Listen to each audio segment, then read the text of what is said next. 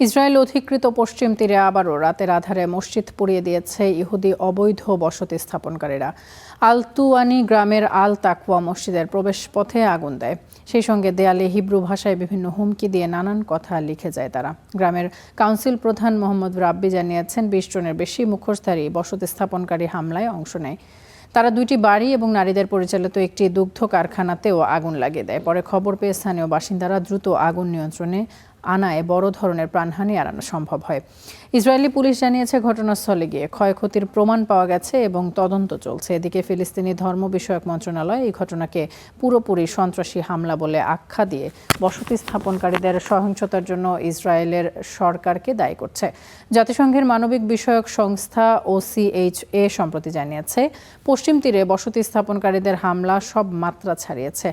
1967 সাল থেকে পশ্চিম তীর ইসরায়েলের দখলে রয়েছে। সেখানে প্রায় 30 লাখ ফিলিস্তিনের পাশাপাশি 5 লাখেরও বেশি ইসরায়েলি বসতি স্থাপনকারী বসবাস করছে। এর আগে গত নভেম্বর এবং ডিসেম্বরে আরও একাধিক মসজিদ পুড়িয়ে দেয় দখলদাররা।